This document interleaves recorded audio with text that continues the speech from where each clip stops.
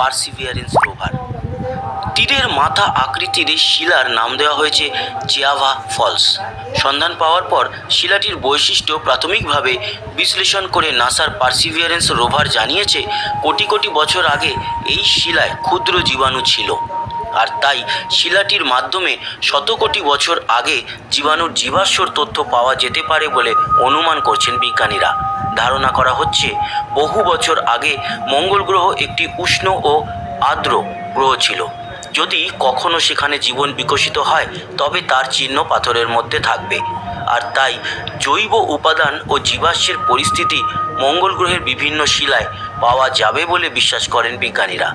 এরই মধ্যে নাসার পার্সিভিয়ারেন্স রোভার শিলার তথ্য বিশ্লেষণ করে জৈব যৌগের খোঁজ পেয়েছে। এই ধরনের কার্বন ভিত্তিক অণুকে জীবনের মূল সূত্র বলে বিবেচনা করা হয়। শিলাটিতে ক্যালসিয়াম ফসফেট পাওয়ার পাশাপাশি লালচে উপাদানের চিহ্ন রয়েছে, যা হেমাটাইট হতে পারে।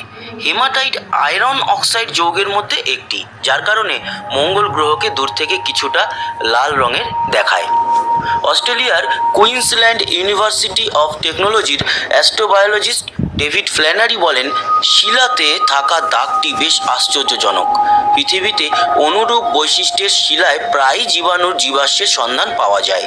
বিজ্ঞানীরা মঙ্গল গ্রহের নমুনা দ্রুত পৃথিবীতে আনার জন্য মরিয়া হয়ে আছেন, যদিও মঙ্গল গ্রহ থেকে শিলা পৃথিবীতে আনা বেশ কঠিন। নাসার হিসেবে 2040 সালের আগে এই শিলা পৃথিবীতে আনার কোনো সুযোগ নেই। পৃথিবীতে নমুনা না আনতে পারলে শিলার বিস্তারিত ইলেকট্রন মাইক্রোস্কোপি ও আইসোটোপ বিশ্লেষণ করা যাবে না। সত্যিকার অর্থে শিলা পৃথিবীতে আনার পরেই জানা যাবে আসলে মঙ্গল গ্রহে প্রাচীন জীবাণু ছিল কিনা। মঙ্গল গ্রহে দাগযুক্ত শিলার সন্ধান পাওয়ার বিষয়ে ক্যালিফোর্নিয়া ইনস্টিটিউট অফ টেকনোলজির বিজ্ঞানী কেন ফার্লি বলেন, এই শিলা অত্যন্ত বিভ্রান্তিকর, জটিল ও বেশ গুরুত্বপূর্ণ। প্রথমবারের মতো আমরা জৈব পদার্থ শনাক্ত করেছি, স্পষ্ট প্রমাণ রয়েছে সেখানে, যদিও আমরা জানি না ঠিক কিভাবে এই শিলা গঠিত হয়েছিল। তো বন্ধুরা, নাসা ও মঙ্গল গ্রহ থেকে ছিল অসাধারণ একটি তথ্যমূলক ভিডিও। কেমন লাগলো জানাতে ভুলবেন।